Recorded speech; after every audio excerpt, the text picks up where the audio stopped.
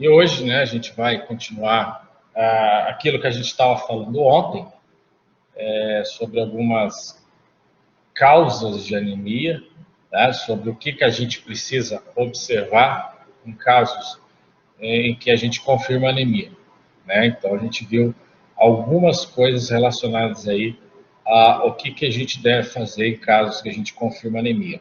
Tá? Lembrando que a anemia é uma condição clínica do paciente onde há diminuição de hemoglobina. Então, quando a gente fala o que fazer em casos confirmados de anemia, a gente está falando em pacientes que a gente está fazendo o exame no laboratório, né, e a hemoglobina dá menor do que o valor de referência, tá? E aí a gente precisa descobrir o porquê que essa hemoglobina está abaixo do valor de referência. Então vamos lá, vamos continuar. A gente estava aqui nesse slide aqui, né?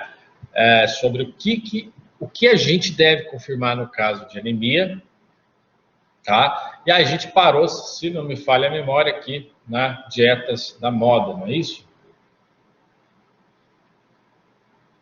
Então nós já vimos aqui a perda sanguínea e doença digestiva, né? A gente já viu ingestão de álcool, uso contínuo do ácido acetilsalicílico e a perda menstrual, tá? Só para lembrar vocês, tá? Toda vez que a gente está falando aqui de perda sanguínea digestiva, a gente está falando de uma anemia hipocrômica, que na maioria das vezes apresenta-se microcítica. O que quer dizer isso? Quer dizer que o VCM e o HCM e o CHCM estão abaixo do valor de referência, tá? Quando a gente fala sobre ingestão de álcool, a gente está falando de macrocítica, que é o VCM acima do valor de referência, tá? Quando a gente fala de uso contínuo do ácido acetilsalicílico, a gente está falando de sangramentos contínuos, e aí entra nessa perda sanguínea de doenças digestivas. A mesma coisa para perda menstrual, tá? Que nós conversamos, que a paciente, né, quando ela tem uma perda menstrual e mais um fator causador de anemia, ela pode ter problemas com anemia aí. Então, gente, a gente vai conversar agora de um fator, né, muito importante, que acontece muito aí, que são essas dietas da moda, né, essas que saem em revista, saem em blogs, saem youtubers, saem pessoas lá do Instagram, e que 90%, né, mais ou menos, das pessoas que lançam isso em redes sociais não tem conhecimento nenhum de bioquímica, nenhum de hematologia, nenhum de patologia, tá? Não tem conhecimento nenhum. Tá? O que elas pegaram foi coisas no Google, né? Mais algumas outras pessoas que também não têm conhecimento, que elas pegam nesse vídeo, se as pessoas pegam nesses vídeos, sintetizam vídeos sobre dieta e lançam na internet, né? Essas dietas da moda, geralmente, e na grande maioria das vezes, elas são totalmente o contrário do que preconiza aí o Conselho, né, Federal de Nutrição, tá? E também de médicos nutrólogos. Todas essas dietas que são passadas e que falam sobre um emagrecimento rápido, né? Promete aí a pessoa perder 4 quilos em uma semana. É tudo extremamente mito, não acontece, tá? Na verdade, a pessoa perde líquidos, né? Quando você deixa de ingerir a sua alimentação diária normal, você está acostumado ali a ingerir uma concentração de sal, né? E aí você passa a fazer dieta, o teu organismo, você parou de fazer de comer aquela quantidade de sódio que você comia, o corpo não tem porquê, né, segurar toda aquela água para manter a osmolaridade do plasma, né? Segurar aquela água para diluir esse sódio, então você começa a liberar água, né? E aí dá essa ilusão, né, de que a pessoa está perdendo 4 quilos em uma semana. Na verdade, ela deve estar perdendo aí 200 gramas numa semana de gordura e o restante ela está perdendo em água, né? E se a pessoa não tomar cuidado, ela acaba desidratando e adoecendo. Tá?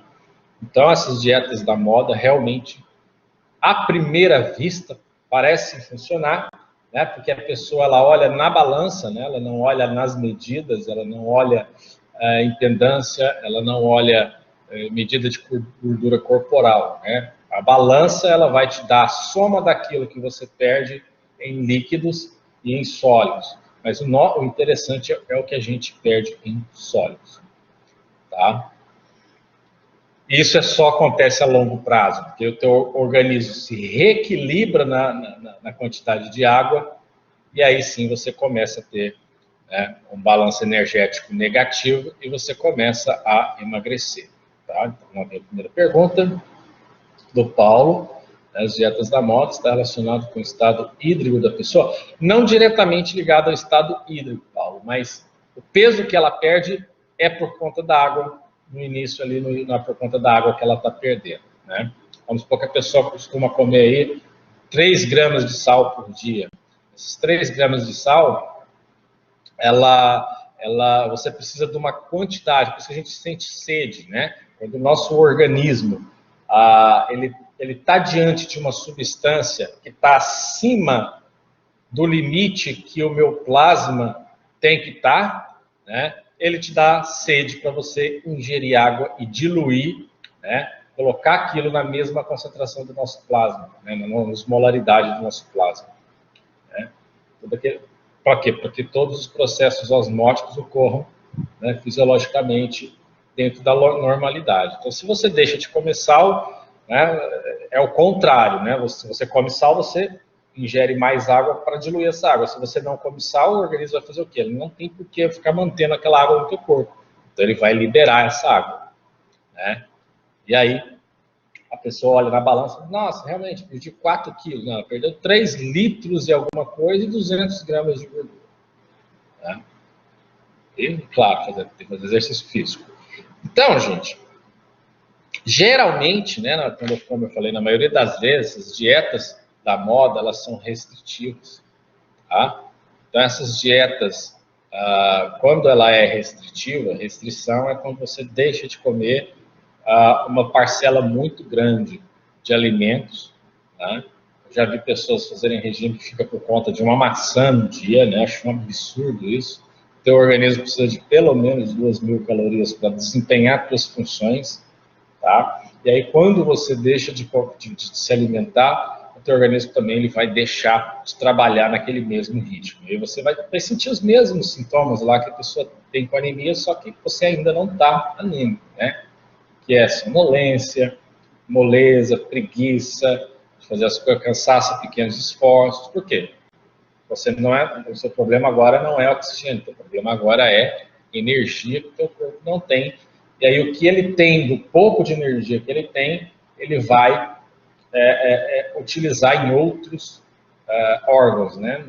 Principalmente os açúcares, que está para outros órgãos que dependem apenas do açúcar como fonte energética. Por exemplo, nossa retina, por exemplo, nosso cérebro e as hemácias, né, que dependem aí de glicose como fonte primária de quebra de energia, né, de síntese de energia para o seu funcionamento. Tá? Então, além de você estar perdendo água, o teu organismo abaixa o teu metabolismo, você deixa de perder mais gorduras e começa a perder, por exemplo, proteínas. Né? Por isso que as pessoas ficam com as perninhas finas, tudo pequenininha, a bunda some, mas a barriga continua lá toda saudável. Né? Isso é da natureza do mamífero, tá, gente? O mamífero ele nasceu para armazenar, ele não nasceu para perder. Então, essas dietas na moda, elas estão relacionadas com a diminuição aí de vitaminas, né? B12, folatos, e o ferro. Tá? Então, essas dietas, quando elas são realizadas aí, quando é muito restritiva, tá? O que vai acontecer? Tem que repor, tá? Acontece que a pessoa, ela consegue, né, por sorte do sistema eritropoético e hematopoético de forma geral, a pessoa consegue fazer essa dieta por pouco tempo, né, porque ela começa a produzir corpos cetônicos, esses corpos cetônicos começam a afetar o sistema nervoso central dessa pessoa, a pessoa costuma ficar muito impaciente, muito agressiva, e aí ela começa, quando ela vai comer, ela começa a comer tudo em dobro, mas ela começa a comer, o cérebro dela faz ela pensar que ela tem que comer as coisas que são mais energéticas que tem na casa. É por isso que as pessoas que saem de dieta da moda sempre saem comendo um doce, tomando alguma coisa, comendo um pão. É o seu cérebro fazendo você recuperar pelo menos aquela perda energética que você teve. E aí, adivinha, a pessoa... exatamente isso mesmo. Aí a pessoa faz o quê? Ela ganha tudo aquilo que ela perdeu. Ela perdeu em uma semana e ganha aquilo em 2 dias. Né? Então, sofreu uma semana de graça. E a parte ruim dessas dietas é que as pessoas conseguem repetir essas dietas durante 3 vezes na semana, 3 vezes no mês, né? Ou seja, ela faz ali uma semana e aí ela, né, dá um acesso de loucura nela, causada pelo próprio sistema nervoso da pessoa, né?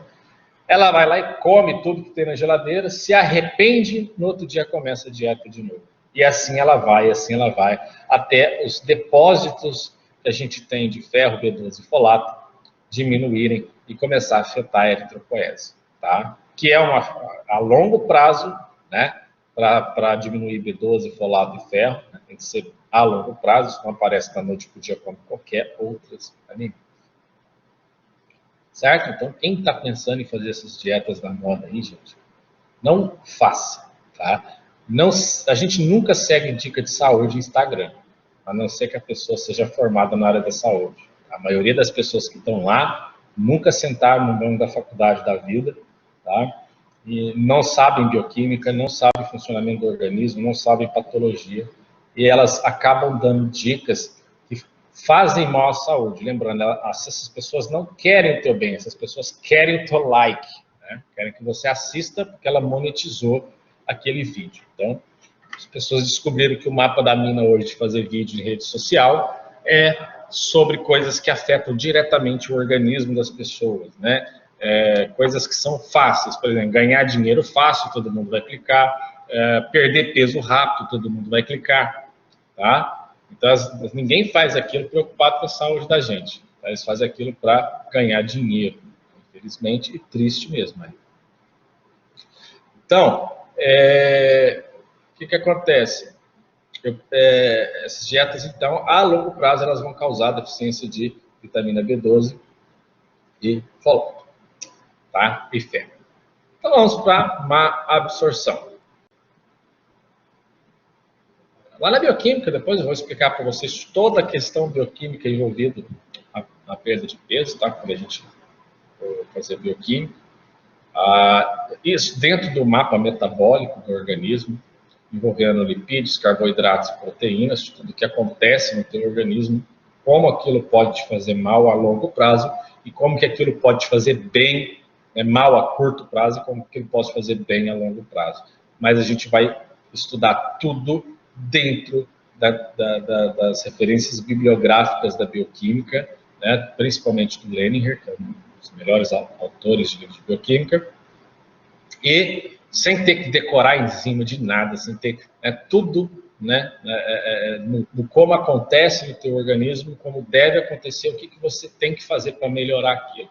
Tá? Tudo com referencial, com pessoas que nasceram e morreram dentro da bioquímica estudando, para a gente saber disso e não ter que, né, quando essas pessoas escreveram, não existia nem Instagram, mas para as pessoas não fazerem a coisa de forma errada. Tá? É por isso que sempre falo, consulte um nutrólogo ou consulte um nutricionista, que ele vai saber o que tem que fazer. Cada corpo é um corpo, cada organismo é um organismo, e precisa ser tudo de acordo com a bioquímica. A má absorção, vamos lá. Má absorção, o nome já fala, né? Aquilo que o nosso organismo não produz e que a gente precisa se alimentar daquilo, né? Buscar aqueles nutrientes na forma de alimentação. Toda essa má absorção ela é a dificuldade que o organismo tem em atravessar, né? A gente sabe que vou desenhar aqui para vocês, depois eu vou apagar, as outras coisas, que o nosso intestino ela é completamente assim, né? Cheio de microvilosidades aqui no intestino, tá? Você já deve ter visto aí uma foto, né, que mostra isso aqui, tá? Essas microvilosidades aqui é tudo célula, tudo tecido, tá? Porque aí o bolo alimentar passa aqui e do outro lado, lá no final, passa as fezes, né? Então, bolo alimentar vira as fezes. Então, bolo alimentar é tudo aquilo que você ingeriu e ainda está, é um complexo ali de lipídios, proteínas, carboidratos, vitaminas, tudo aquilo. E aí, após essa parte importante ser absorvida, sobra aquilo que o nosso organismo não vai precisar, que ele elimina na forma de fezes, né? Então, essas microvilosidades, elas servem para aumentar a superfície de contato do nosso intestino com os alimentos e melhorar a absorção, tá? Existem algumas doenças que estão relacionadas à má absorção desses alimentos, tá? E existem algumas medicações que as pessoas tomam que também pode ocasionar essa má absorção. Principalmente medicações, né? Também voltando lá na dieta da moda, né? Medicações que aumentam, irritam essas microvilosidades, irritam o enterócito, que é a célula do intestino, e quando isso acontece, a gente começa a interferir no equilíbrio entre sódio, potássio, cloro do nosso intestino, e ele começa a liberar água e aumentar os movimentos peristálticos, né? Ou seja, que é aquele movimento, né, que faz com que o bolo alimentar vai passando pelos intestinos e as microvilosidades têm um contato direto com esse bolo alimentar, tá? Aí isso causa uma diarreia, né? E essa diarreia ela vai causar má absorção. Diarreia é o aumento do fluxo do trato gastrointestinal, né? Aumento da liberação de fezes, aumento da velocidade de passagem desse alimento, e se eu aumento a velocidade de passagem desse alimento, eu estou diminuindo, porque é inversamente proporcional, eu estou diminuindo aí a absorção de nutrientes, tá? Então, é muito, muito, muito perigoso essas coisas. Ok? Bom, então, o que causa essa má absorção é o uso de medicamentos e doenças. A má absorção é causada principalmente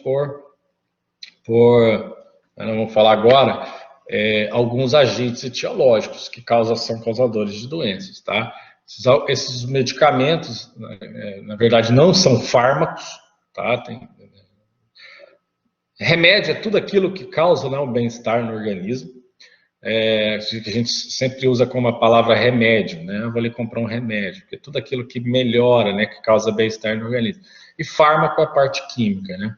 Geralmente essas coisas que são tomadas ainda não são consideradas fármacos porque não foram estudadas, né? Que são, por exemplo, essas ervas medicinais, aí as pessoas vão lá e falam, eu vou tomar ali um chá de alguma coisa e vou aumentar meu fluxo. Ela fala outro nome, né? Mas eu vou falar aqui para vocês, vou aumentar meu fluxo intestinal, né? E aí, por quê, gente? Porque a pessoa também acha que emagrece tomando chá, né? Olha só, não tem cabimento, né? O que acontece o chá? O chá ele tem uma substância irritativa que faz com que você perca líquidos, né? Ele força a entrada de líquido no lumen intestinal para aumentar a velocidade de excreção das fezes, Nada mais do que isso. Depois você toma um copo d'água, o organismo vai trocar aquele copo d'água que você tomou pelo que você eliminou. Só isso, tá? E o mal disso é que dá má absorção. Você precisa passar ali vitaminas, você precisa passar ali proteínas, você precisa lipídios, as coisas todas, tá? Então, tirando a parte desses chás, dessas coisas aí que as pessoas tomam, existem algumas doenças e essas doenças, elas podem cortar, tirar essas microvilosidades aqui, eliminar essas microvilosidades aqui por tempo indeterminado, tá? A lipo não, Bia. A lipo ela age você tirando mecanicamente o adipócito, né? A gente nasce com esses adipócitos já, poucos são criados depois do nascimento, tá? Então, são células que ficam em locais estratégicos, ali onde tem a utilização de maior energia, né? E elas são feitas para armazenar gordura na forma de triacilglicerol, tá? Então, quando essas células estão pequenininhas, e aí elas vão inchando, por quê? Porque elas vão aumentando a concentração de lipídios dentro dela, tá? Por isso que, por exemplo, quando as pessoas falam de celulite, né, que é a inflamação das células, por exemplo, causada pelo excesso de gordura dentro desses adipócitos, eles têm um efeito inflamatório, tá? Por isso que esses efeitos inflamatórios liberam alguns mediadores químicos que causam diabetes, né? Que indiretamente causam diabetes, porque essa inflamação da célula que libera essas citocinas inflamatórias, elas impedem o bom funcionamento da insulina, né? Por isso que a gordura, né, a obesidade, a circunferência abdominal está diretamente ligado a casos de diabetes mellitus do tipo 2. Tá? E aí o que a pessoa faz? Ela vai lá na clínica e aí a pessoa aspira o adipócito. Então, naquele local, não tem mais como armazenar a gordura porque você tirou, né? Se for uma coisa bem feita, né, vai tirar a maioria. Algumas vão ficar. E a pessoa pode voltar? Pode voltar a engordar. Por quê? Porque ela não tirou tudo, né? A gente tem muita gordura ali no abdômen que não está na capa abaixo da pele ali, que ela está no órgão, tá? Ela está no intestino, né? A gordura fica presa no intestino, a gordura fica presa no coração. Essa não tira, tá? Ela pode aumentar de volume, mas é bem mais difícil do que uma pessoa que não fez lipoaspiração. Então, você tira a lipoaspiração, não tem relação com a absorção, a lipoaspiração ela tem relação com retirada de adipócitos, tá? Que são as células que armazenam gordura no organismo. E aí eu pergunto para vocês,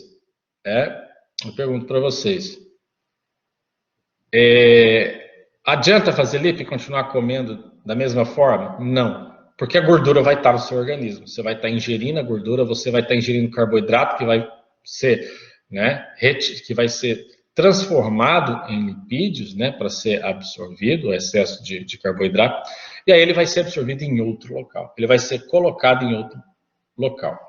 Tá? A bariátrica é um dos principais casos de má absorção.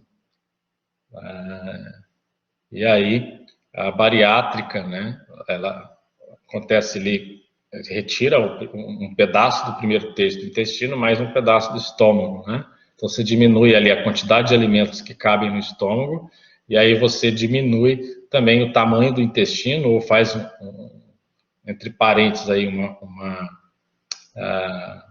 bypass, né, que é um outro ducto onde o alimento passa e pula aquela parte, né, para não ser absorvido, tá?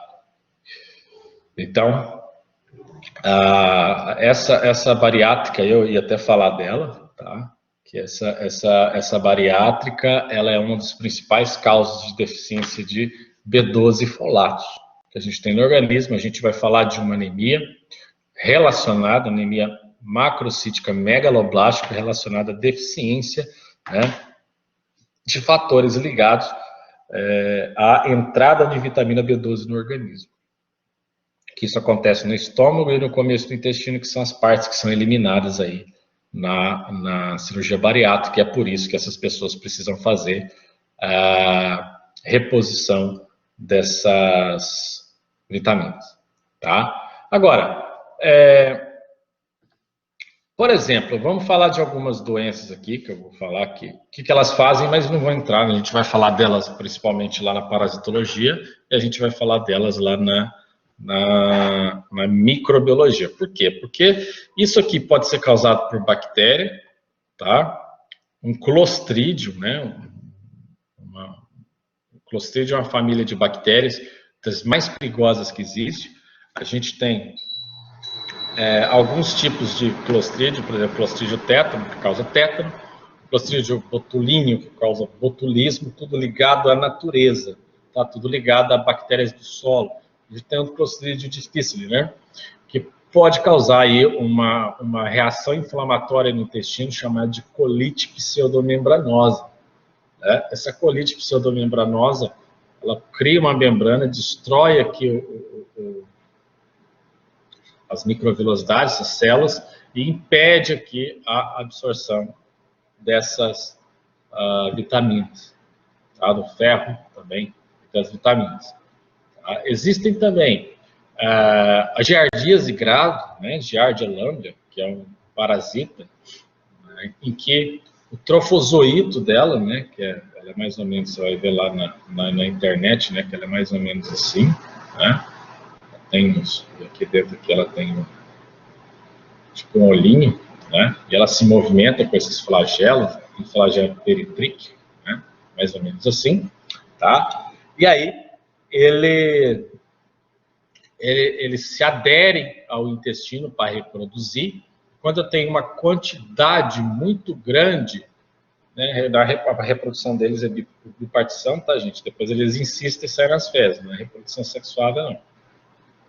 Então, quando ele está em grande quantidade, o que ele faz? Ele causa um atapetamento aqui do intestino, tirando aí o contato entre o alimento e as microvilosidades, tá? Então, isso aqui acontecia muito na década de 80. Hoje acontece, mas acontece com menor frequência, né? Hoje a gente tem giardíase pode dar em gente? Não se pode. Ixi, nossa. Ela é uma causa frequente em crianças. A gente já fez muito trabalho aqui, eu não sei o nome que fala, não é creche, né?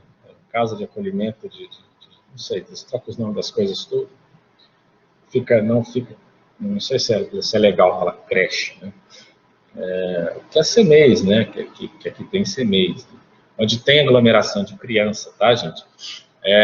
Principalmente crianças que moram em bairros onde a infraestrutura sanitária é baixa, ou seja,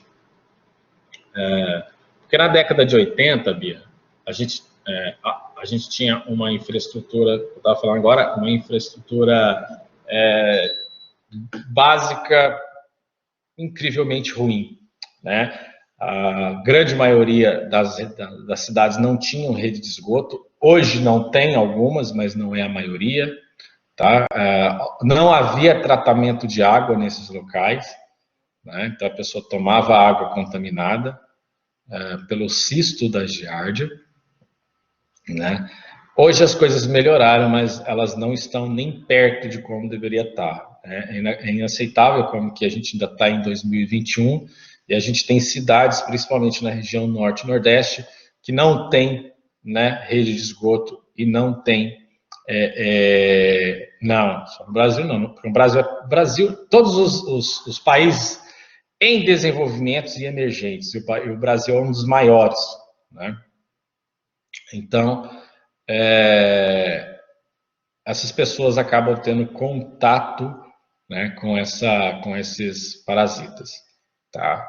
Porque melhorou entre a década de 80 para cá, porque melhorou o sistema, né, de rede de água e esgoto, e tratamento, né, da água potável no Brasil, tá? Mas a gente ainda está longe do que tem que estar, né? Tem que haver uma briga muito grande ainda para melhorar A gente tem aqui em Foz, por exemplo, tem um rio que desemboca num dos rios, dos principais rios e mais famosos rios do Brasil, né? Que é o Paraná. No Paraná você desemboca o Rio Grande, que sai lá do Nordeste, lá na divisa de Minas. Você tem que desemboca o Rio Tietê. Você tem um monte de rio grande que desemboca aqui no Paraná. E o que acontece aqui? Você tem o Boici, que deságua no Paraná, e a gente joga praticamente o esgoto de 15 bairros ali no Rio Boici. Então, é o esgoto a céu aberto. Nós já fizemos um trabalho de projeto aqui, integrador da faculdade, lá no Rio Boici, e a água estava incrivelmente contaminada com tudo que é tipo de bactéria que vocês imaginaram. Não pesquisamos vírus, não pesquisamos parasitas, mas se pesquisar vai estar lá também. Tá? E tem locais do Rio que a população tira água e toma banho. Né? Então, essa rede, né? Esse ciclo entre água contaminada, falta de rede de esgoto e pessoas ao redor desses locais está diretamente ligado à giardia, né? A giardíase, e que está diretamente ligado à má absorção. Essa má absorção, né? Porque a giardia é um parasita que fica muito tempo no intestino da pessoa, né? Essa má absorção é um processo também demorado. Né? Não é um processo do dia para a noite, mas a pessoa só descobre que está parasitada quando começa a dar sintoma, onde a concentração de parasita é muito grande. Tá? Estou falando nisso aqui, já tem parasitas, né? E aí, já que eu falei da giardia aqui na síndrome da má absorção, aqui no parasita, eu vou colocar 2 exemplos aqui, que é o Necator americanus, e Ancylostoma duodenale. Quem tiver a chance aí, gente, entra aí agora lá no Google e digita um desses 2, Necator americanus ou Ancylostoma duodenale, tá? Vocês vão ver que ele tem uma fotinha da cabecinha dele assim, ó. E aí ele tem o quê? Ele tem, eu vou falar dentes, mas o nome correto é ventosa, né? Com lâminas. Essas lâminas se aderem à parede intestinal. Por que eles se aderem? Né? Por que eles se aderem à parede intestinal? Isso, correto, Simone, parece um sanguessuga. E ele adere à parede intestinal para realizar hematofagia. Ele precisa colocar ovos lá, 200, 300 mil ovos por dia, né, para que contamina outras pessoas. E para fazer isso, esses parasitas, eles consomem sangue. Então, o que eles fazem? Eles se aderem aqui na parede do intestino e fica ali, né, se alimentando do sangue, fazendo hematofagia. Cada parasita desse, ele pode consumir até 0,3 ml por dia, que é 300 microlitros por dia. Então, se a pessoa tiver e ele pode ficar até 17 anos no intestino. Pasmem, né? Esses parasitas podem ficar até 17 anos no intestino sem causar, né, sintoma em que a pessoa vai fazer um exame parasitológico. Tá? É claro que na gente ele não vai durar esse tempo, porque a gente, né, eu estou falando de uma parcela da população, gente, que não tem acesso a serviço médico grátis e de qualidade. Tá? Locais onde não tem, né, serviço de saúde, equipes de profissionais da saúde. Tá? A gente não pode pensar na gente, né? Que a gente a gente tem condições, né? Estou passando muito mal, eu vou ali, vou pagar uma consulta particular. Mas a gente não pode pensar na gente, tem que pensar em quem não tem condições de fazer isso. Tá? Uma consulta médica hoje custa entre 250 e 350 reais de média. Tem uns que é bem mais caro, tá? Mas não tem mais barato. Tem gente que não ganha esse valor por mês. Tá? Tem gente que não ganha isso por mês. Né? Vive ali um mês inteiro com uma renda de 25, 30 reais por pessoa da família. Então, você imagina se ele vai ter condições ele tem que pagar nenhum transporte para ir nesses locais. Então, são nessas pessoas. Por isso que a infraestrutura ela tem que ser cobrada, né? A infraestrutura tem que ser cobrada, porque se você diminui, né, esse contato da população com parasitose, você acaba com o sofrimento das pessoas a esse nível, né, de parasitas, e você está diminuindo o gasto público com medicações. Então, é melhor prevenir do que remediar. E a prevenção vem colocando rede de água e esgoto para 100% da população e água tratada para 100% da população. Tá? Então, ele fica ali consumindo sangue. Se tiver muito parasita, você imagina o que pode acontecer aí, né, em 4, 5, 6 meses de infecção, a quantidade de sangue que a pessoa vai perder. E aí o que acontece? Ela vai simular mais ou menos essa perda sanguínea nas doenças digestivas. Porque a pessoa está perdendo ali o ferro, tá? E aí ele não tem relação com B12 e folato, porque eles estão sendo absorvidos. O problema aqui é que está perdendo sangue, tá? E aí o que vai acontecer? A pessoa, o parasita está competindo, por isso chama parasita, né? Parasita é tudo aquilo que sobrevive de outro ser sem dar nada em troca, né? Sem dar nada em troca. Isso é parasitose, isso é parasitismo, né? Diferente de outras designações, né? Mas o parasita é esse que vai lá e consome o teu sangue, no caso do Necator e do Ancilosmo, e não deixa nada em troca, né? Não é mutualismo, é parasitismo. E aí, isso a longo prazo também vai dar uma anemia do tipo microcítica e hipocrômica, porque ele gera uma perda sanguínea que se equipara lá nas doenças digestivas. A diferença é que nas doenças digestivas a pessoa está eliminando o sangue nas fezes e na parasitose por Necator e Ancilosmo eles estão perdendo sangue pro parasita. Ok? Até agora tudo bem, gente?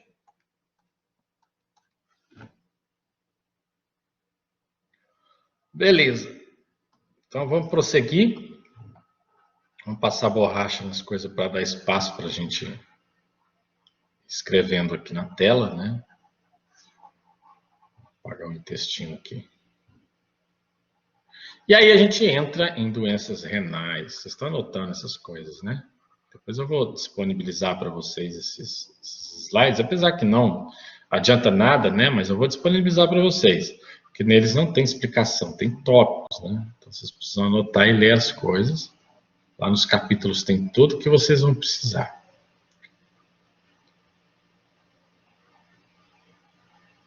Anotar, Simão, tem que anotar pelo menos essas observações que eu estou fazendo para vocês, tá? Eu vou passar ele para o PDF para ele ficar mais leve, aí eu coloco ele no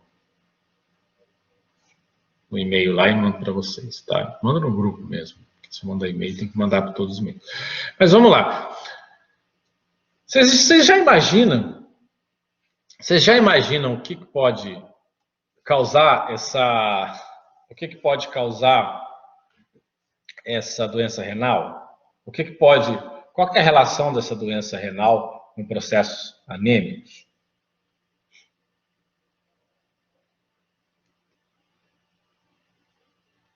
Tá? Vocês têm alguma noção?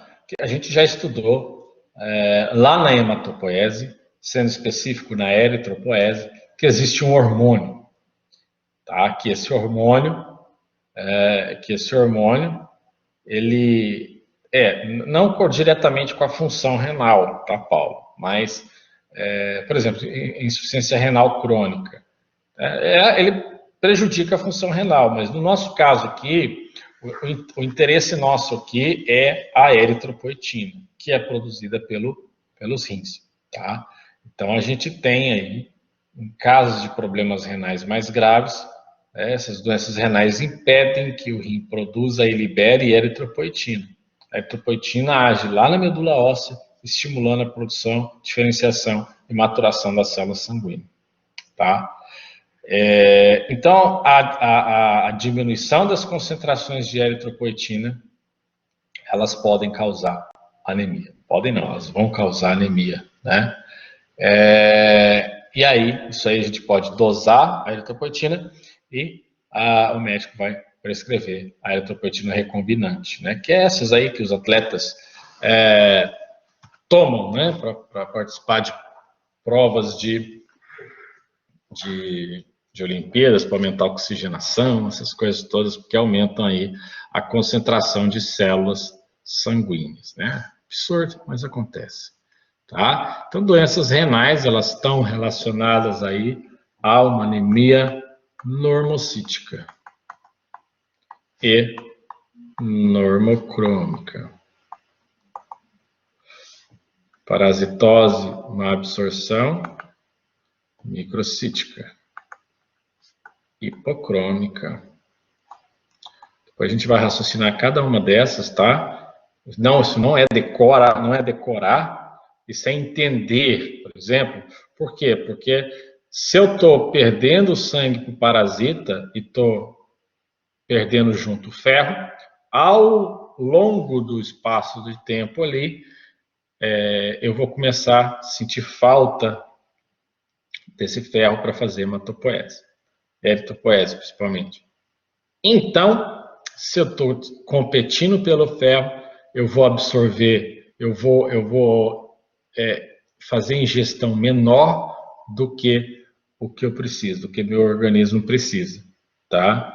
E essa ingestão menor do que a eliminação, ela vai causar aí uma anemia microcítica e hipocrômica, tá bom? Presença de icterícia. Aí eu passei aquele vídeo para vocês lá no YouTube, né? Para vocês observarem aí todo o metabolismo completo lá da bilirrubina. Icterícia é o aumento da concentração de bilirrubina na corrente sanguínea. Que aí a icterícia é o famoso amarelão, né? A pessoa fica ictérica, tá? Isso, a pele, mucosa, esclera, fica amarelada. Por quê? Porque esse paciente tem aí algum problema em que está atrapalhando tanto a conjugação, no caso da indireta, como a eliminação, no caso da direta. Podendo ser um problema pré-hepático, hepático e pós-hepático, ou seja, um problema que acontece antes da bilirrubina passar pelo fígado, que é o nosso caso aqui, que são as hemólises, tá? As anemias hemolíticas. Pode ser um problema hepático, tá? Diretamente ligado, por exemplo, a hepatites, a vírus hepatotrófico, né, que destrói a célula do fígado, e aí ela deixa de fazer a conjugação. Ou tumores, né, problemas hepáticos ligados a tumores, ele é amarela, Simone.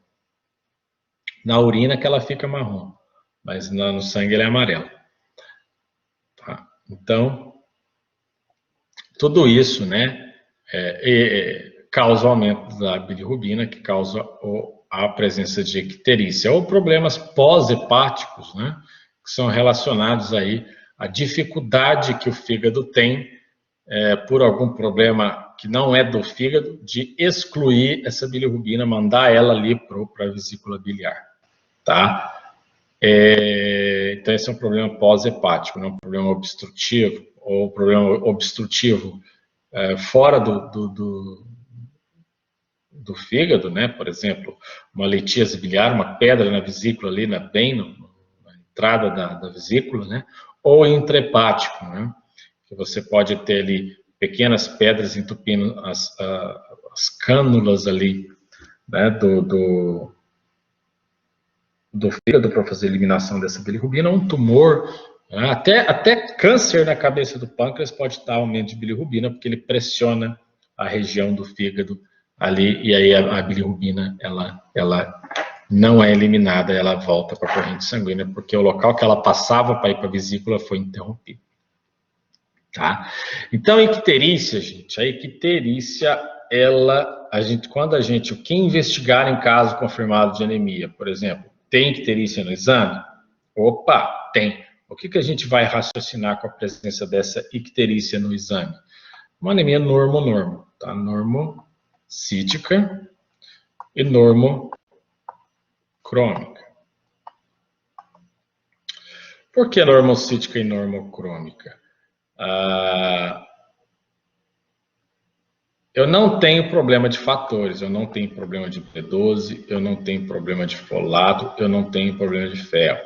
Então, a hemácia está sendo feita. O que acontece é que ela está sendo retirada da corrente sanguínea. Tá? O aumento da bilirrubina indireta, tá? O aumento da bilirrubina indireta ou não conjugada, está ligado à hemólise, está ligado às anemias hemolíticas.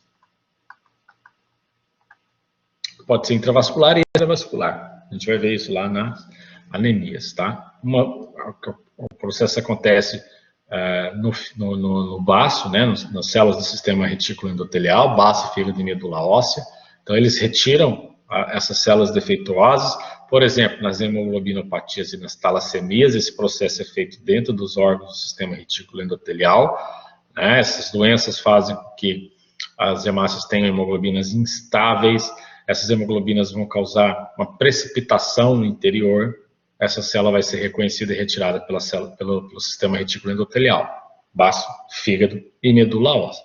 Ou intravascular, por exemplo, nos casos onde a criança, né, ela começa a produzir anticorpos contra, né, a própria célula sanguínea, né, por exemplo, por incompatibilidade materno-fetal, né, ou hemólise causada por deficiência de G6PD ou piruvato quinase, tá, que tem hemólise aí, né, causada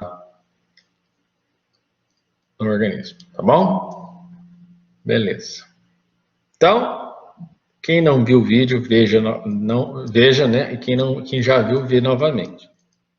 A gente vai ter que conviver com esse exame de icterícia, porque a icterícia, ela é um sinal clínico de problema em qualquer parte ali do organismo antes, durante e depois da conjugação. Tá? Então, direta e indireta, e problema hepático, pré-hepático e pós-hepático. Então, revejam lá aquele vídeo que fala sobre o metabolismo da bilirrubina, e lá tem até os exames que a gente faz para confirmar de onde que vem essa bilirrubina.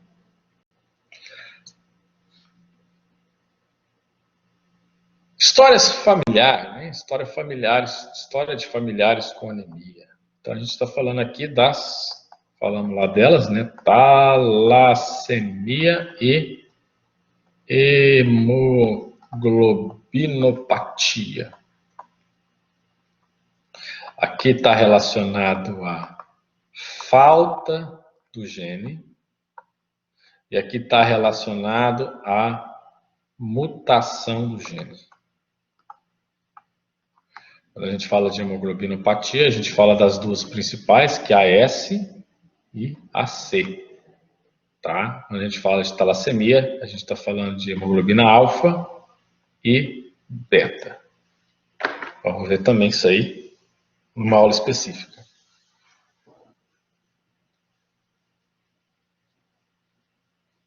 Então, se são genes, são hereditários. Se é hereditário, alguém transmitiu esse gene, ou essa falta de gene, ou essa mutação desse gene para a prole. E a prole também teve prole, que teve prole, e aí foi passando isso de geração em geração.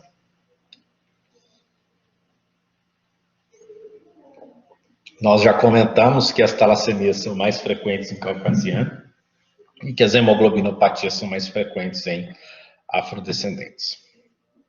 Certo?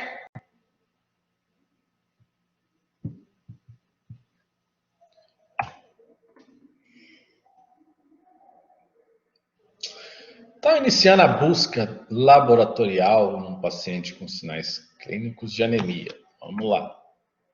Aí, gente, ó, isso aqui é o que a gente precisa olhar lá nos exames, é o que a gente vai ver agora, tá? Que vocês já viram aí, todo mundo já teve a curiosidade de abrir um hemograma, né, e ver a série vermelha, né, o eritrograma. E aí vocês observam lá a contagem de hemácias, né, que são os eritrócitos, a dosagem de hemoglobina, a concentração do hematócrito, os índices hematimétricos, que já estudamos aqui, e o RDW, que é o Red Blood Cells Distribution Width, eu acho que é assim que fala, não sei, que é a amplitude de distribuição dos eritrócitos, que a gente vai falar hoje também, tá? Então, tudo isso tem no eritrograma, e a gente tem que observar isso no eritrograma. Então, ó, já falamos, tá, do VCM. Se alguém tiver alguma dúvida, tá, gente, tá, dá uma lida. E aí a gente vai, né? Só vou dar uma lida aqui para ver se tem alguma coisa que eu não falei para vocês, tá? Então, ó, o VCM avalia a média do tamanho, que é o volume da célula, por isso que ele chama assim volume corpuscular médio, né? E essas podem ser normais, como a gente falou, normocítica, pequenas, né, ou microcíticas, com VCM menor do que o valor de referência, e pode ser macrocítica quando o VCM está maior do que o valor de referência. Tá? Normalmente o valor de referência é entre 80 e 99. Existem referências, mas elas que pode colocar aqui de 80 a 100, 80 a 95, não tem, né? Segue o valor de referência que é usado pelo laboratório. Tá? Então, se eu estou dentro dos 80 a 99, eu tenho normocitose, ou seja, o volume da minha massa, a média de volume da minha massa está dentro do valor de referência. Se ela estiver abaixo de 80, microcitose, porque eu tenho células pequenas, e acima de 99, né, de 100 para cima, a gente tem macrocitose. Tá? O achado de microcitose é comum em anemias por deficiência de ferro, nas anemias de doenças crônicas e nas talassemias. Tá? Vamos lá, que perguntou. Como são estabelecidos os valores de referência em laboratório? Pela média da população sadia, tá, gente? Isso é feito estudos diretos, tá? Então, o valor de referência, ele é dado por uma média da população que está saudável dentro de cada região. Existem regiões em que o valor de referência é um pouco maior, existem regiões em que o valor de referência é menor. E existem exames em que é o mesmo valor de referência no mundo inteiro. Por exemplo, glicose, tá? Mas número de hemácias, hemoglobina, hematócrito varia. Varia de região para região e varia de idade para idade. Só que a diferença não é nem 5% de uma para outra. Tá? Isso. Não é sempre que eles atualizam esses valores de referência, tá, Paulo? Eles estudam, por exemplo, né, o que aconteceu? Na década, no início ali de 2000, até 2002, mais ou menos, se não me engano, 2002, 2003, a glicose tinha um valor de referência de até 110. O que acontece? Eles fazem estudos, fizeram estudos e observaram que pacientes que sempre tiveram a glicose dentro do valor até 110, entre 100 e 110, evoluíam para uma intolerância ao açúcar, né? Ou seja, a glicose dele passava desse valor para até 140, ficava ali 120, né, 119, a pessoa se tornava um pré-diabético com mais facilidade. Né? Aí se fazer medicação, metformina, essas coisas que melhoram aí o desempenho do funcionamento da insulina. Então, o que eles fizeram? Você tratar de um paciente com diabetes é caro. Esse tratamento hoje ele é dado pelo SUS. Por esses exames, tá? Por essa medicação, por exemplo, a metformina, ela é dispensada na farmácia popular. Acontece que tem gente que não pode tomar, né, a metformina, ou tem gente que precisa de uma concentração maior de metformina. Pessoas que não podem tomar metformina e precisam tomar outros medicamentos, por exemplo, eu esqueci o nome, né, daquela agulhinha que eu vou lembrar, né? E, por exemplo, remédios que alteram. Não, a insulina é quando ele está dependente, né? Quando o estado da 2 piora ou quando ele nasce com a doença genética. É um desses dois casos. Mas essas medicações, elas são muito caras, tá? Se a pessoa entrar na justiça, ela ganha, o direito de receber, porque todos os impostos que ela paga já está previsto, né, o financiamento da saúde pública pelo cidadão. É o cidadão que financia a saúde pública hoje no Brasil. Então, se ele entrar na justiça, ele ganha essas medicações, porque tem gente que não pode tomar metformina. E, por exemplo, Jardiance, que é uma medicação que altera a reabsorção da glicose no túbulo contorcido proximal lá do rim, ele custa em torno dos R$250 por mês, o tratamento, né? Então, ele tem que tomar esse e tem que tomar outro para diminuir a glicemia, tá? Esse ele vai urinar a glicose, né?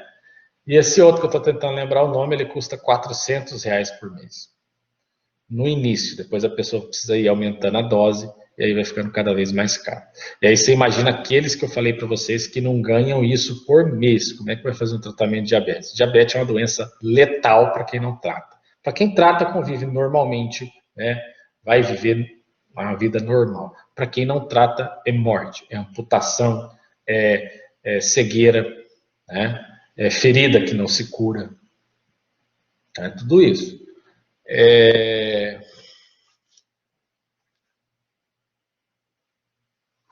Deixa eu ver o que mais aqui que eu preciso falar para vocês.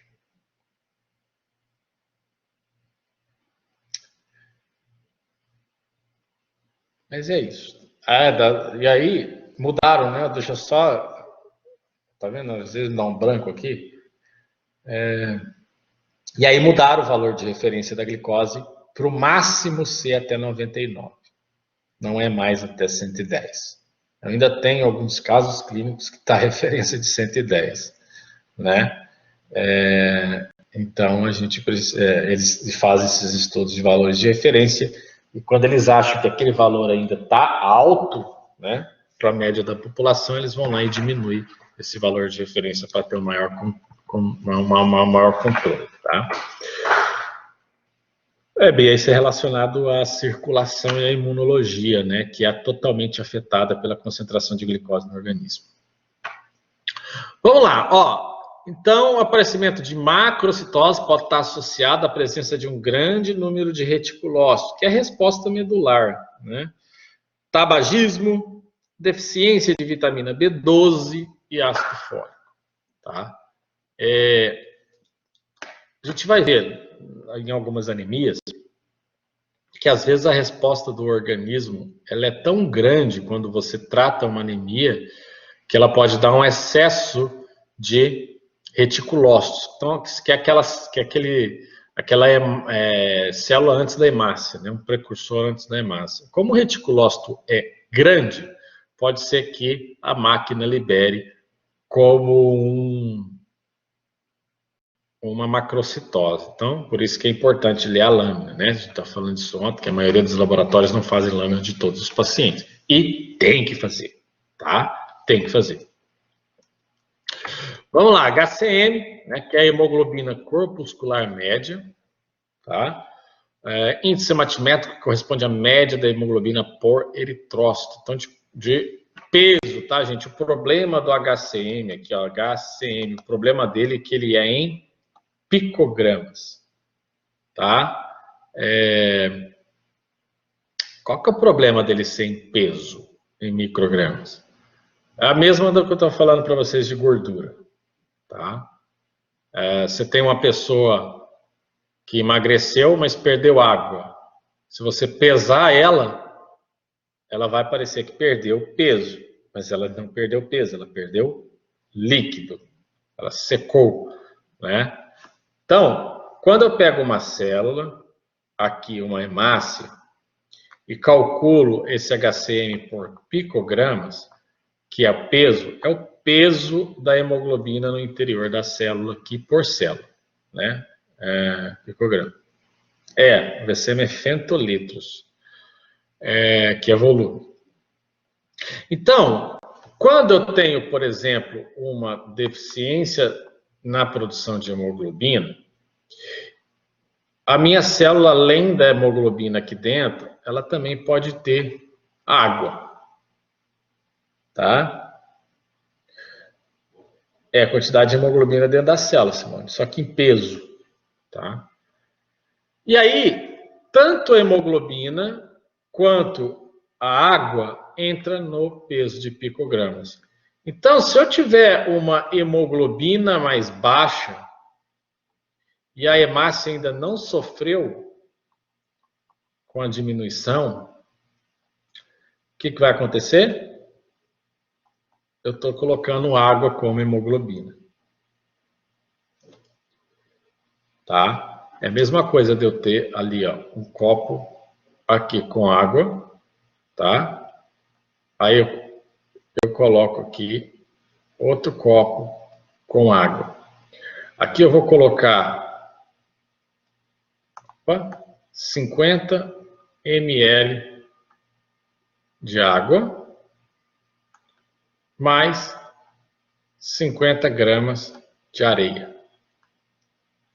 Aqui eu vou colocar 50 gramas de areia e 25 gramas de água. Qual que está mais concentrado?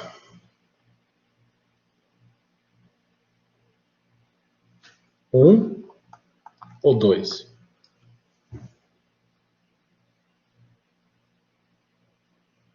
O 2. Isso mesmo. O 2 está mais concentrado. A concentração, soluto sobre solvente, então eu dependo aí do soluto, que é a areia. Qual que tem mais areia?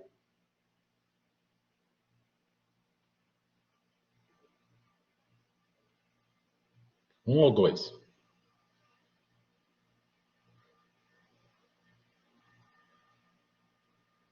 Dois também. Né? É o 2 ou um? É os dois. Né? Eu tenho a mesma quantidade de areia. Só que, mesmo tendo a mesma quantidade de areia, aqui e aqui, a água interferiu na concentração. É o que acontece quando a gente usa o HCM como parâmetro. Vamos fechar esse pensamento aqui. O HCM seria esse aqui. HCM seria 1. Tá? Eu tenho uma quantidade de areia, mas o meu volume de HCM vai ser maior porque eu também estou contando com a água dentro dela. Então, ele vai calcular água mais areia. Eu vou ter a mesma quantidade que eu tenho aqui se eu for ver o CHCM. Por quê? Porque o CHCM, ele mede a concentração, ele tira a água da jogada. Ele é a concentração real da hemoglobina. Então, o que acontece? Quando eu vejo o CHCM, que é a concentração de hemoglobina corpuscular média, ela está em gramas por decilitro, que é a mesma coisa que a hemoglobina que a gente tem lá do exame da hematologia. Né? Então, a gente usa o CHCM porque ele é mais real em peso em relação ao HCM. Quando a gente tem processo anêmico, que a gente está estudando aqui, ó, eu vou ter hemoglobina e vou ter água. O HCM, ele não vai calcular a concentração da hemoglobina e excluir a água. Ele vai dar tudo como um peso só. Ele considera tudo como hemoglobina. O CHCM iria tirar essa água do cálculo e calcular só a concentração da hemoglobina que tem dentro da célula.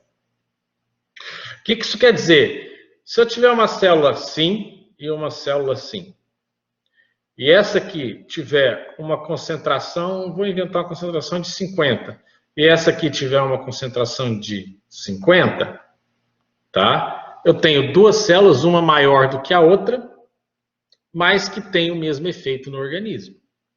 Porque tem a mesma concentração, mas o volume está diferente. Se eu medir pelo HCM, ele vai me calcular aqui, porque aqui tem mais água também. Se eu ver pelo VCM, o valor vai ser esse aqui.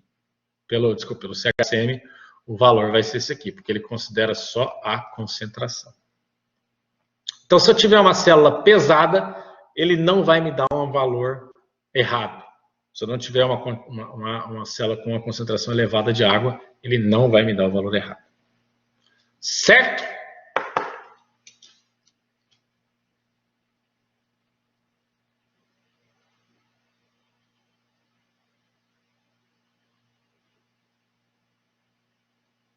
Ó, olha essa frase aqui embaixo. Pode estar elevado na presença de macrocitose. Ó, no caso aqui, ó, macrocitose. E diminuído na presença de microcitose, que é esse caso aqui. Então, se eu fosse utilizar, gente, o HCM para avaliar essas duas células, mesmo elas tendo a mesma concentração, o HCM ia ser alto aqui na célula número 1 e ia ser baixo na célula número 2. Só que, para o que interessa para a anemia, as duas têm a mesma concentração. Então, se eu meço por CHCM, ia dar o mesmo resultado, independente, tá? Independente desse volume. Mas como eu medi o HCM, A1 vai dar, né, elevado, porque eu tenho arma, e A2 vai dar baixo, porque eu tenho microcitose. Então, não é uma coisa que a gente olha o HCM no exame, mas lá no final a gente vai levar em consideração o CHCM, que é esse aqui.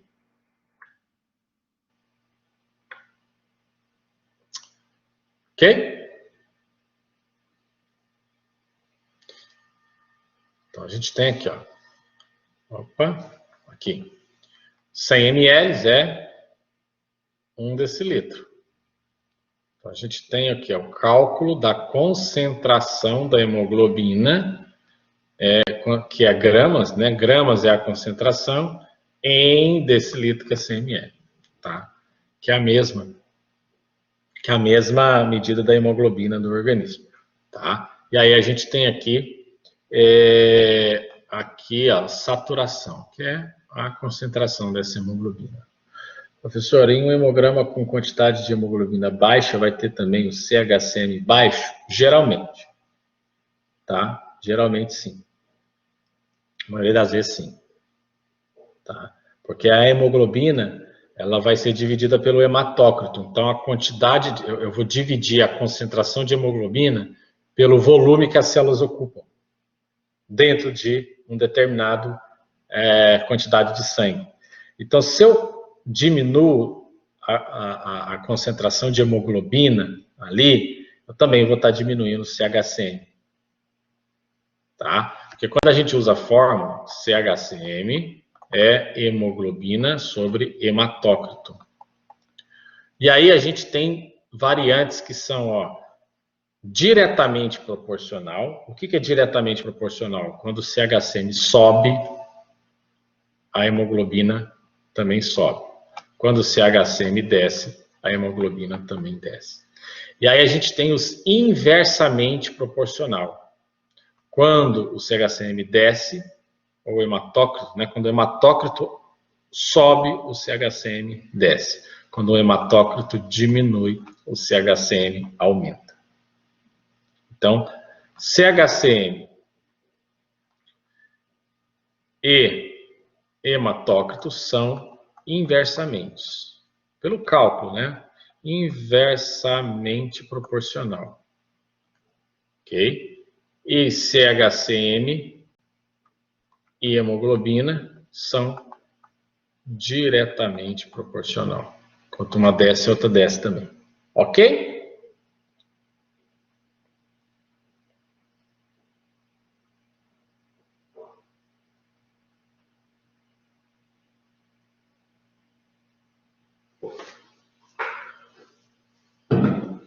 Vamos beber água.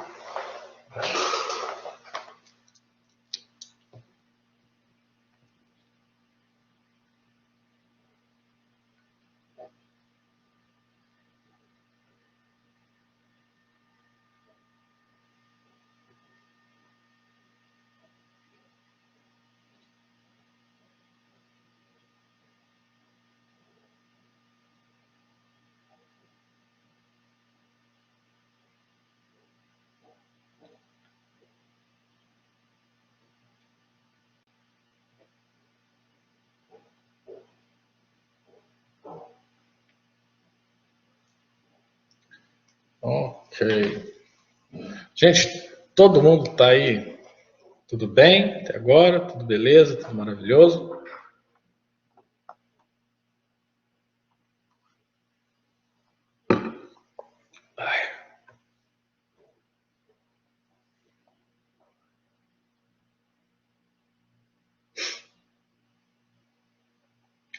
Você entendeu, Mariana? Foi a Mariana que perguntou, né, sobre a relação de um com o outro, de inversamente e diretamente?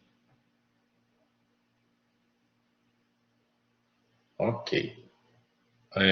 Só para. Já vou explicar para você também, Simone, sobre o hematócrito, tá? Só para a gente ter uma noção, eu coloquei aqui, ó. Então, a fórmula do CHCM é hemoglobina sobre hematócrito. É 100, certo?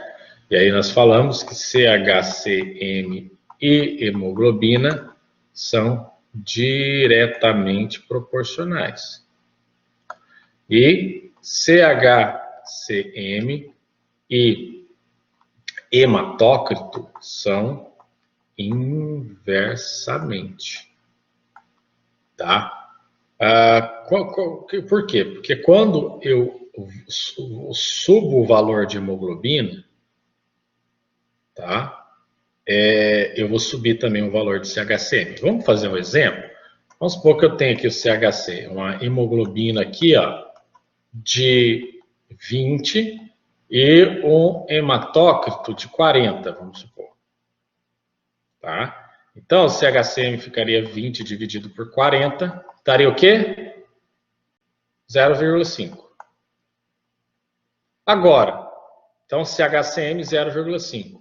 Se eu pego aqui o CHCM e aí a hemoglobina do cara passa para 40. Valor, estou chutando esses valores, tá, gente? Não tem hemoglobina de 40, não. Se eu aumentar a hemoglobina aqui, ó, 40 sobre 40, que é a mesma hematócrito, o que vai acontecer? O meu CHCM vira 1. Dobra. Então, se eu dobrar a hemoglobina, eu vou dobrar meu CHCM. No inverso também é verdadeiro. CHCM, se eu colocar 20, aqui a mesma hemoglobina que está aqui, só que aqui eu vou colocar 40 não, eu vou colocar 50. O que vai acontecer aqui? Vai dar 0,2, é isso? Então, ó, eu aumentei o hematócrito, o que aconteceu? O CHCM diminuiu. Por quê? Porque elas são inversamente proporcionais. Tá claro isso para vocês?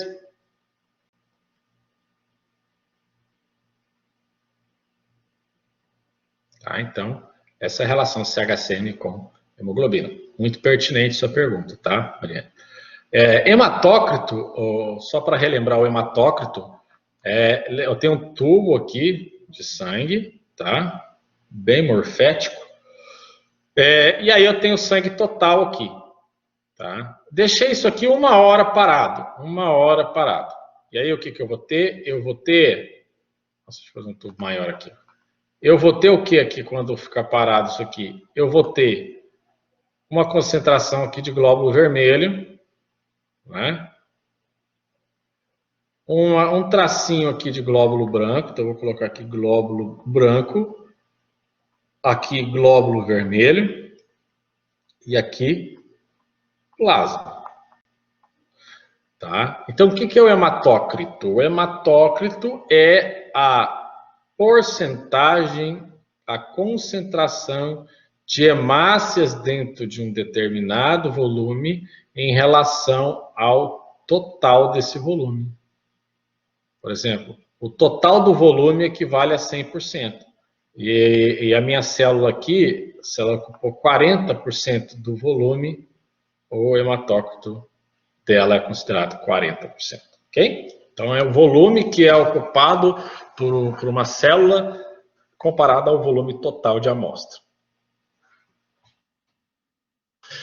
E o RDW aqui para a gente finalizar a nossa primeira etapa.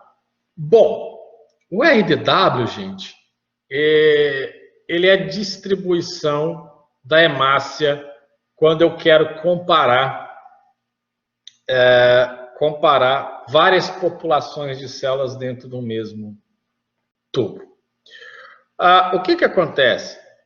As células tendem a ser normocíticas, tá? Elas têm que ser normocíticas. Ok? Então, se eu separar isso aqui em duas populações, eu vou ter duas populações de células aqui, que tem o VCM normal. Então, essa população de célula aqui vai ter o VCM de 80 e essa população de células vai ter o VCM aqui, vou colocar 85. 80, falei 85, escrevi 87. 85 de VCM.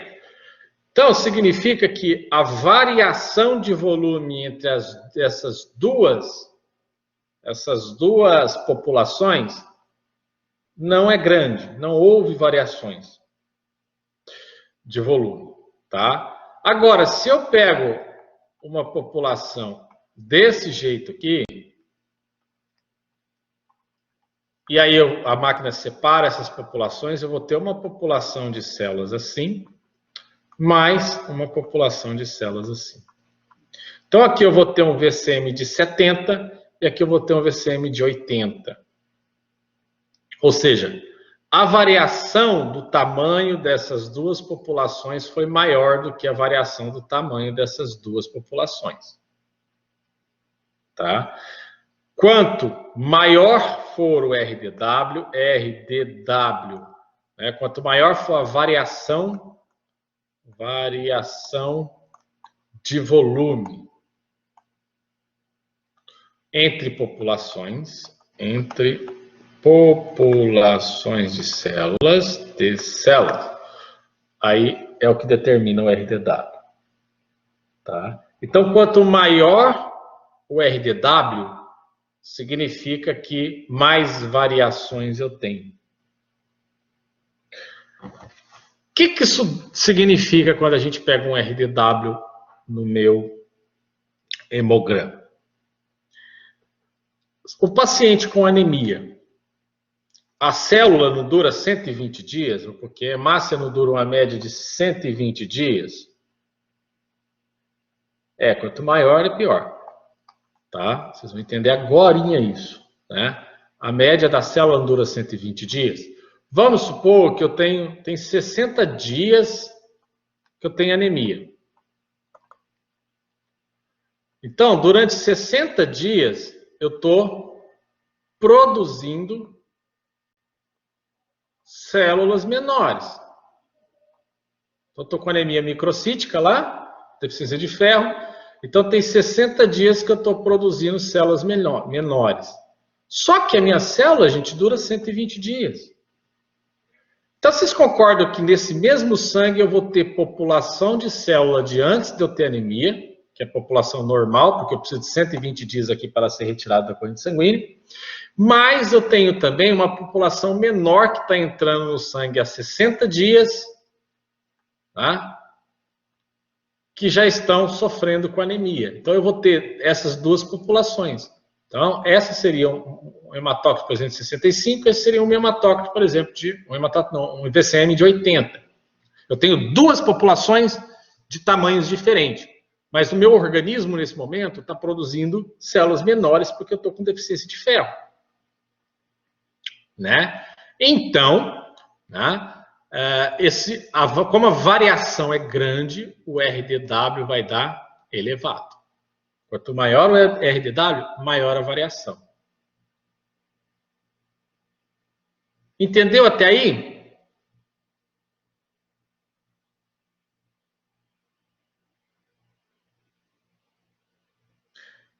Na verdade, é a separação da mistura, Simone. Está tudo misturado, você vai lá e separa e vê essa amplitude de célula, tá? Então, você tem essa separação aí dessas populações.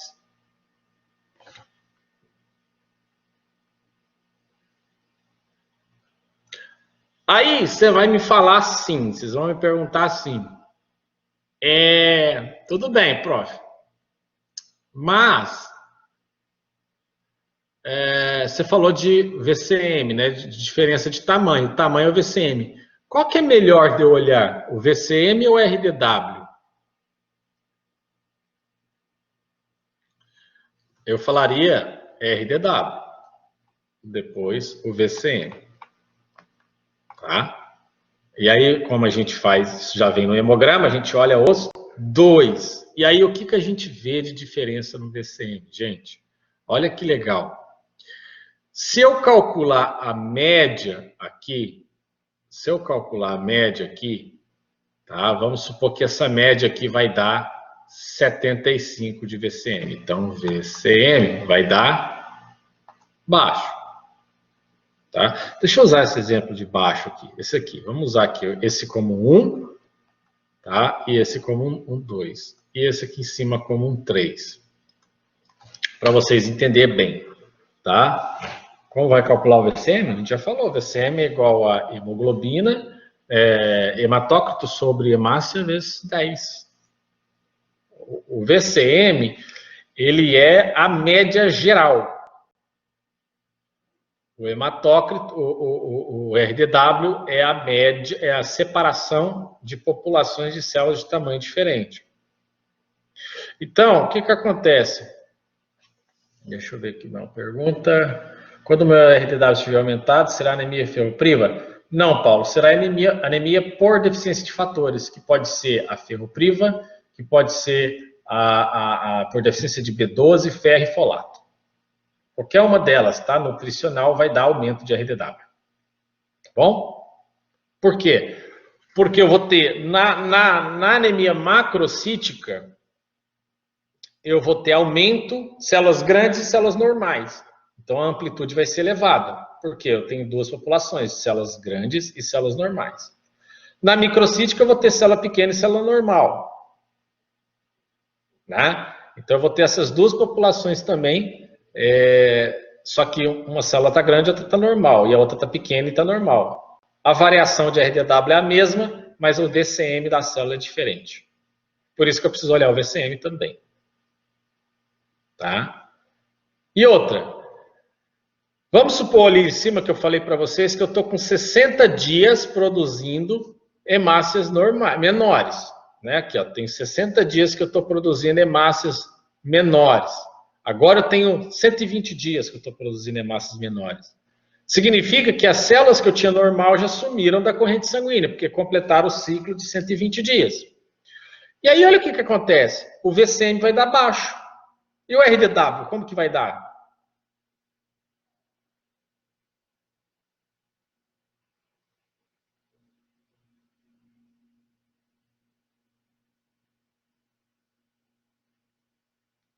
Vamos pegar o raciocínio da pergunta de novo? Vamos apagar o quadro aqui para eu explicar essa parte bem para vocês aqui. Opa, deixa eu pegar a borracha aqui, tá? Olha só. A célula dura 120 dias, 120 dias, tá? Eu ainda vou ter células aqui. Aí eu vou colocar aqui, ó, 60 dias de anemia. Então eu tenho aqui a célula normal, população de célula normal, tamanho normal, tá? E aí, 60 dias de anemia, eu já vou produzir algumas células aqui, né? Então eu vou ter essa soma, tá? Das duas células, duas populações, então eu tenho diferença. Então o meu RDW vai dar elevado. Ok? E o VCM, gente, aqui, ó, pode dar normal. Por quê? Porque ele vai pegar a média aqui das duas populações. Tá? Aí, vamos lá. Aí eu tenho aqui 120 dias agora de anemia. Dias de anemia. E aí o meu organismo faz o quê? Continua produzindo células pequenas. Só que agora, essas células aqui não existem mais, porque elas duram 120 dias. Já tem 120 dias que eu tenho anemia. Agora, o que eu tenho aqui? O meu VCM que está baixo. Porque olha só. E o meu RDW, como é que está? Normal.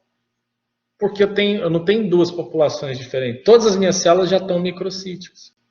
Então, a relação entre o VCM e o RDW, ela pode me dizer em qual estágio de anemia esse paciente está.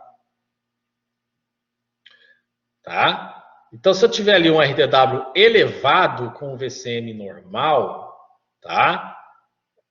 Isso vai indicar que as minhas células ainda, né, eu tenho pouco tempo, né?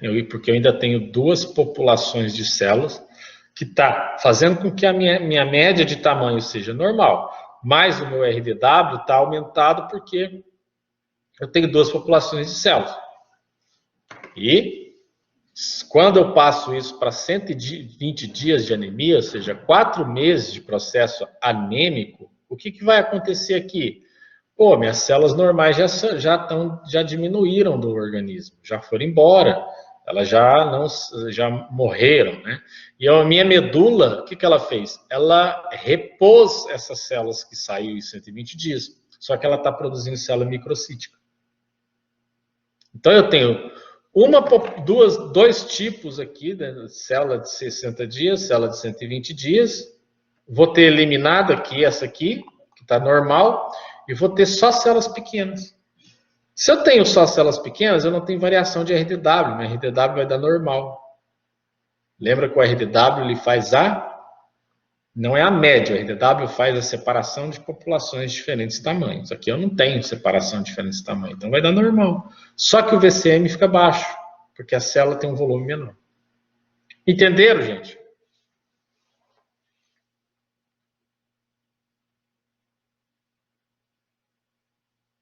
E aí, para essa variação de tamanho, onde eu tenho células normais e células pequenas, ou células maiores e células normais, eu chamo de anisocitose.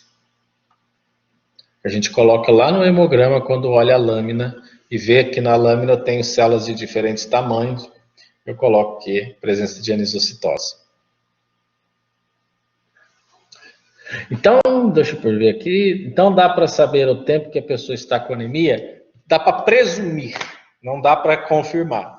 Então, pelos exames, a gente vai saber, tá? Complementando os exames, a gente vai saber. Outro fator também é, você pega um paciente com RDW normal e VCM baixo, com ferritina baixa, ferro sérico baixo. Anemia ferropriva, anemia ferropênica, não fala mais ferropriva, ferropênica, né? Então, você tá lá, olha só o que eu tô falando para vocês, o VCM tá baixo, né? Vamos colocar com VCM de 70 e RDW normal. Aí você já pensa o quê? Você já pensa aqui, ó, só tem células menores. Tá? Eu já estou aqui vamos terceira fase de anemia. Se dosou ferritina e ferro tão baixo, significa que é ferropênica.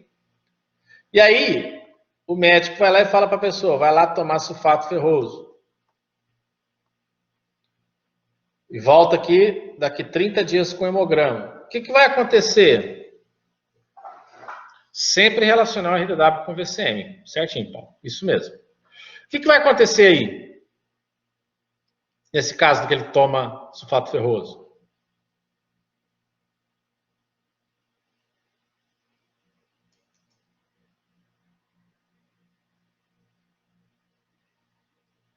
Você toma sulfato ferroso, você recupera a tua ferritina e recupera teu ferro sérico. A hemoglobina passa a voltar a ser produzida e aí a gente volta a ter duas populações de células.